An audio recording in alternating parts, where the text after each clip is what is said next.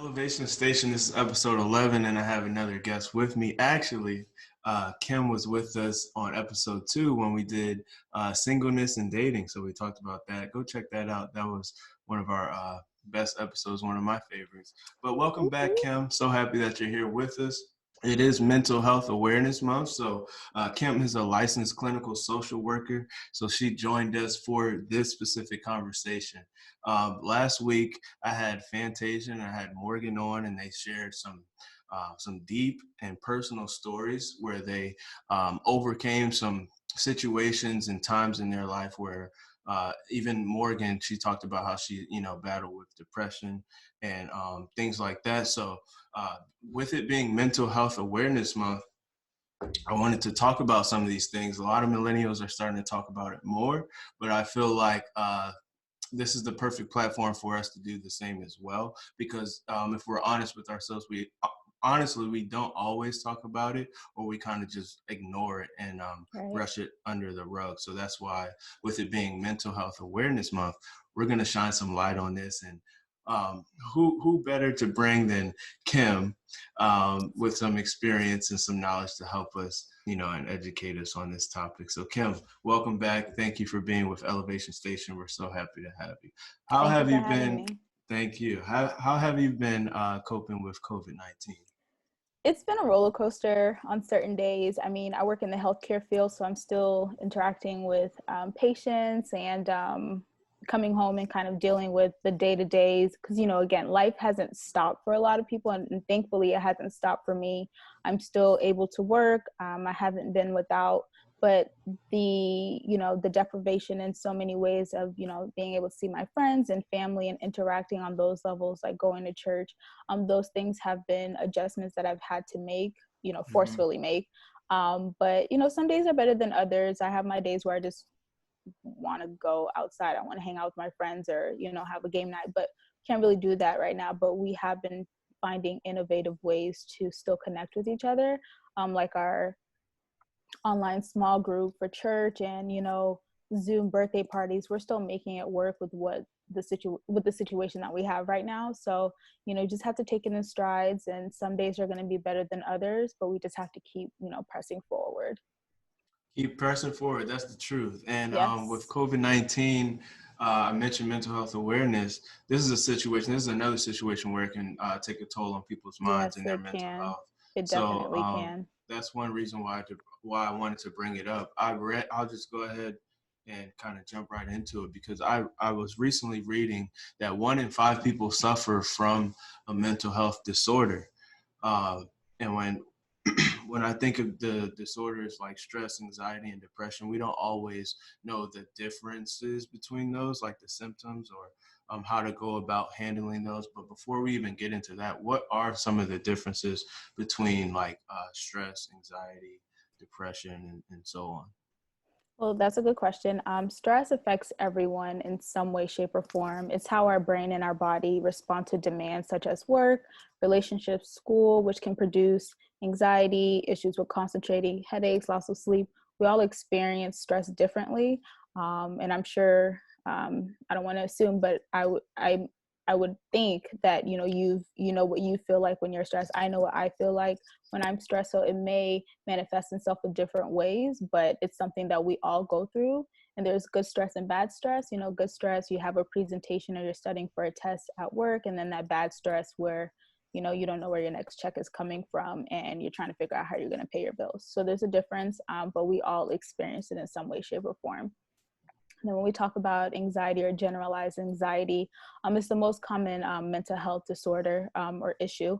It's when an individual is feeling extremely worried or feeling nervous about something that there may not be a reason to really worry about it. And it's difficult for them to focus and control that worry. So it's kind of something that just cycles in their head, and they just continue to just ruminate on that same thing over and over and over and over again. And it can look like a lot of things, again, for different people. You may feel on edge all the time. You may have issues controlling those thoughts, feeling super nervous for no reason at all, unexplained pains. You may feel those, your stomach is hurting, your head is hurting, chest pains. But again, if you're experiencing chest pains, just go to the doctor. Don't try to figure out if you have anxiety or not. Just go to the doctor, Right. and they will Right. figure it out for you. And it's not to be confused with what we call panic disorder, which is when a person experiences sudden or repeated attacks of fear and loss of control where there is no real danger occurring, but that's what they're experiencing, and that can happen at any time for any duration. So it could be 5 minutes, 10 minutes when they're experiencing a panic attack. Wow. And then so panic attacks are something that just kind of comes and goes as it pleases, like that unwanted neighbor. You never invited them, but they just keep on coming and they don't tell you when they're coming. And then we have what we call depression. It's a mood disorder that causes distressing symptoms that can be caused by a combination of things like genetics, biological, environmental, and physiological, psychological factors. Depending on the duration of those symptoms will determine the specific depressive disorder that you have.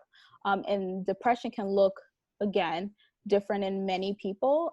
Everyone experiences depression differently, but some of the ones that I want you guys to take note of, if you're ever feeling hopeless, helpless, feelings of guilt, feeling pessimistic, fluctuations in your appetite and your weight, decreased energy, feeling fatigued, persistent sadness, and the empty mood, you just feel empty like you're a shell.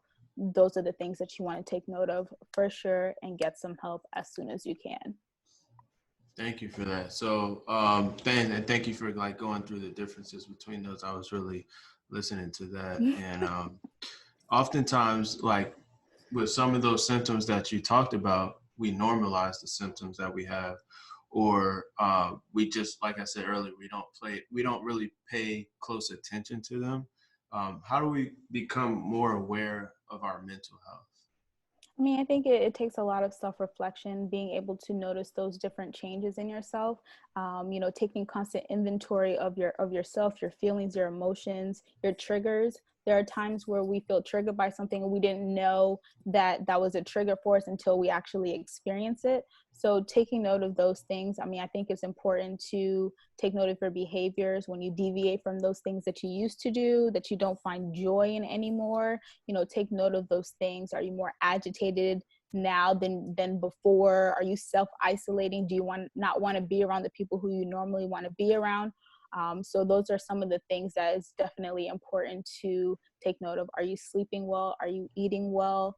Do you have issues concentrating? Those are all things that, a day maybe going through some of those things, a person may not, think anything of it. But when you're consistently going through those things, at times people just get used to that as their new normal, when in reality there's something internally going wrong. So it's important to kind of just check yourself. And, if you have good friends around you, they may begin to notice things too. So if they bring those things up, take note of those things as well. That's good. So like when not just a day or two, because like you said, we all go through these different disorders, stress, and it may last, a couple of days or whatever, depending on the situation or whatever we're in at that time. But like you said, if it's kind of normalized and you feel as though it's constant and you're always feeling that kind of way, that's when we need to seek help. Well, let me say this. I think that it's important for everyone to have someone in their corner to notice those things. So it's not necessarily when it gets to that point where you should be seeking someone out, but I think that if it's a persistent state that you're experiencing, then absolutely, definitely seek help. But it's definitely okay. I mean, I guess we'll kind of talk about that a little later, but it's definitely good to take note of those things no matter where you are, even if it is for a day. What's going on that day that's making you feel that way? Gotcha. And depression is ranked number one, like I mentioned earlier. Morgan was talking about depression, and that's ranked number one in the top 10 health conditions affecting millennials specifically. Why do you think depression is number one? Life comes at you fast and comes at you hard. And, millennials specifically, because we're in that. So definitely, you may not think that you're able to share your burdens with other individuals or the other friends, family. So you may harbor those thoughts and those feelings by yourself, and those things continue to just weigh you down by yourself, and you feel like there's no one there, even though there are people who love and care about you, who are there for you, but they have to know. And I think that trying to juggle your life and putting on a facade that everything's okay is probably one of the most exhausting things that you can do. Speaking for myself, when you're like, I'm okay, everything's fine. It's Right. not always fine. So I think that being open and not being recluse when it comes to your feelings and your thoughts can help you, as far as the isolation and not feeling like you're all by yourself, that you're helpless, that no one is there to help you. I think that's one thing as far as millennials and as a whole. I think comparison, so with social media and FOMO, fear of missing out, comparing yourself to others and their lives or the lives that you think that they have because of social media, and, being hard on yourself because you're not at that level, I think can bring you down in a sense when you're comparing yourself to this benchmark that isn't even for you to reach. Everyone has their own benchmarks in their own lives. And when we're trying to compare ourselves or fit ourselves into a different person's mold, and we're not fulfilling that because it's not our life to live, then, that may be difficult for people to cope with in itself, and may, cause a person to feel down. And, other life stressors like finances, being able to Mm-hmm. pay bills. I feel like this adulthood is not the same adulthood that my parents went through. Like, I don't Right. remember these talks and these struggles. So again, not making light of it, but it's our reality. Finding a job after school, being able to move up and get the pay that we think that we deserve in order for us to be able to take care of our households. All of those things affect us in many ways. When we go back to the psychological and the behavioral and those outside factors. And again, with genetics, there may be other people in your family who may have had depression. So it's no doing of your own, but your physical formula, your internal formula, you may be imbalanced in some way as far as your hormones, that's causing you to feel that way as well. And then burnout, not getting rest. I'll sleep when I'm dead. I'm grinding. Like, how it Yeah. is. And Yeah. then, we find ourselves tired and down and not taking care of ourselves. Right. Well, and that was, I like what you were saying about that, specifically when it came to, like, you know, getting a job, and how the adulthood now is a little bit different. And also, like, I think even the competition within career wise, that can be kind of heavy on people as well. Yeah. Um, what are practical things or activities we can do to help cope with some of these mental health disorders that we have? Another good one. But I did want to make one more note as far as millennials, Yeah. pressure, because it can feed fear of never measuring up. And that pressure itself can lead to stress or anxiety, among other things. So like I said, not meeting the benchmarks, you know, the pressure of society telling you you want more, you need more, like those things as well, definitely too. So to add that to the mix of everything else. But what are That's a some good point. practical things? Yeah, Yeah. so some practical things or activities that you can do to help to cope with some of these mental health disorders. There are a lot of things that you can do, but again, first and foremost, I'm going to advocate for seeing a provider, a clinician, first and foremost. So in addition to that, depending on where you are, if you're experiencing, just some days, then, exercising, journaling about your feelings. Again, it all depends on the severity of what you're experiencing. So I wouldn't be able to say, oh, these are the end all cure all, but Right. some of the things that you can do. So deep breathing really helps. That's a tool that you don't need any equipment. You can sit, with yourself and just take some deep breaths, filling up your belly a couple of times until you feel, just in through your nose, out through your mouth. You can do that a few times, even at work when you feel like you're about to lose it, with someone at work, you can use that technique as well. And no one has to know that you're doing it, but you can feel your heart rate You don't slowing have to down. be dramatic like I just did, right? You don't have to do that, but if you need to do that, you can do that as well. But just a little, just taking those deep breaths will definitely help. Yeah, just taking walks, exercising. Exercising has been very helpful to me during this COVID-19.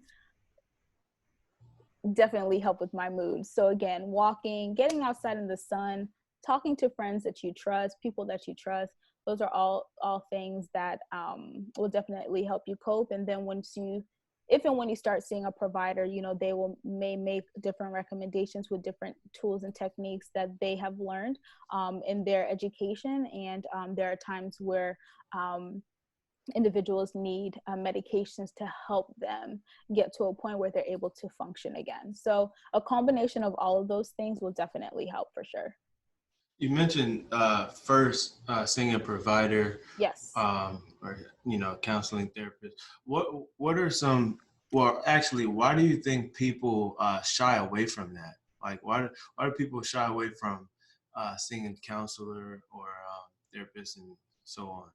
I think there are many reasons why people shy away. Culturally, it just may not be the thing that anyone does in your family. Keep house business, and or spiritually, God has it. You don't need to be stressed. You Right. don't need to be depressed. Yeah, but I am. So what do I do about it? So you can have Jesus and therapy. They can go hand in hand. And Right. I'm sure we'll get into that too, but a lot of reasons why people shy away from it: the stigma, am I crazy, something's wrong with me, I'm broken. Those things may hinder a person from receiving the help that they need because of fear of how they may be perceived because of seeking additional support. Some people may be judged by their family or their peers, fear of retaliation from their job, their employers, or not being able to be picked up by an insurance company, even though pre-existing conditions shouldn't be a deterrent for getting insurance. So there are a lot of different factors. And I also think that a lot of people are on this wave of like self-help, like I can do it by myself, I don't need nobody else. And I think that when we think about that kind of boxes us in as far as seeking out help. And I don't know, past experiences, you felt like you were dealing with something and you confided in someone, and that person or that family member may have discussed your business with someone else and you found out about it. So it may make you apprehensive to seek out help again, because you're fearing that same thing may happen again. And lastly, pride, acknowledging that you need support. Sometimes Yeah. we hold ourselves back from getting the help that we need because we may feel like we've lost, we're a failure if we acknowledge that we may need that support. So I think there's so many different reasons why. Or sometimes people may not even know that they need to see anyone. It's like, well, how do I know? I just I haven't eaten in a few days, or I've just been feeling down for a few days, but I don't need any help. So it's a lot of different things, different reasons why people may shy away from it. But I think those are the top ones that I've heard of reasons why people just don't seek the help. I thought that was funny. You started talking about, because it is a lot of people that say, "Oh, I got faith. I don't need to talk to nobody else. It's just me and God. God will handle it for me," and so on and so on. What do you think about that? I mean, because you talked about it a little bit, but do you think that should take the place of counseling, or you actually said you can have both? You can absolutely have both. God bless people with the skills and the tools to counsel, and you should take advantage of those things. Just like you see a doctor or a dentist, Yeah. well, I hope you're seeing a doctor or a dentist to keeping up with those routine things, then you should continue to maintain your mind as well, your mental health. Like that is something that is often overlooked, but it's part of our body and it's part of our, a person. Like we need to tend to our whole body. So God will not love you any less if you go see a therapist. People are, like you said, people are the same way with medicine sometimes. And Yeah, I was like, oh, I'm not gonna take this. I'm like, but God bless those people with those minds to be able to concoct these medications to help you with your high blood pressure, your diabetes, et cetera, et cetera. So I'm like, right, no, still praise the Lord right, and right. It's go like find a therapist. he's the Yeah, source, but he's giving us resources for a reason. absolutely. And again, scripture, faith without works is dead. You have faith that you're going to be delivered, or you're going to seek, you're going to receive, healing, Mm-hmm. but you need to put the work in. Go Right. find someone to talk to, Go move your feet. move your feet, and then, just trust that you're going to, you'll find someone who is able to sit down with you and process and unpack those things. Have you ever had counseling from another provider or therapist? Have I ever had counseling? Yeah, I actually have. I've seen um, therapists a few times. Was the first time. First time was in undergrad. Yeah, I mean, in high school, I told my mom, I was like, I need to see a therapist, and my mom is Caribbean, and at that time, you know, what do you? Actually, no, I saw a counselor, guidance counselor, in middle school. That was the first time, but it was only one time. I did not want to talk to this lady at all. I just sat there and looked at her. I'm like, no. And then undergrad, I went for a few sessions after I experienced something really triggering, and it made me realize, I'm like, oh wow, like I was suppressing some things that they kind of resurfaced at one time and like knocked me out. And I'm like, whoa. So majority of schools, if not all, the counseling centers provide like a few sessions. I think there was like 6. So I went and tried to kind of process some things that I was dealing with. So that was the first time. Grad school, learning to be a clinician, I wanted to see what it was about again, seeing it from the outside looking in as far as me learning the tools in order for me to be a clinician. So I went again. And then periodically now, since I've been, in the game, I check in here and there because I think it's really important for emotional maintenance. What made you want to be a clinician? What made you want to go into that field? You laughing because I'm struggling with the word? um, a few things. I wanted to be that person that I needed when I was younger, trying to figure things out. Not saying that my family and friends weren't there for me, but it's a different feeling when you know that you can have an unbiased person that you can talk to. You may never see them outside of your sessions, which is really good. So I can tell you all my business and I never see you again, which is Mm-hmm. great. So that was one thing, and just being able to see the beauty and the change and the growth that comes from individuals when they are, tapping into those parts of themselves that they've tucked away. I just love being a part of that process to help individuals heal and grow and flourish. Shameless plug.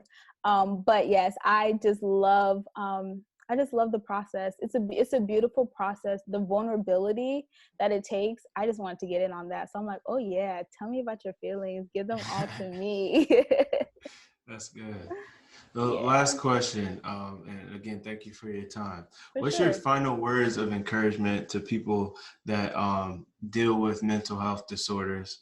And how would you encourage someone who is scared to take that first step to see a provider? Um, is it might be scary, but in life we have to do things scared.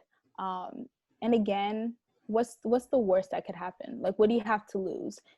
Just being able to seek someone out to help you unpack those things in a safe place where you're able to kind of run through the different things that you've experienced, the different trauma, and helping that person kind of piece back those parts of you in order for you to continue on your life's journey. So I think that it's really important for people to take inventory of their lives and their triggers or their behaviors and how they're feeling, and just take that leap of faith to seek out a provider. And there are many ways to do that.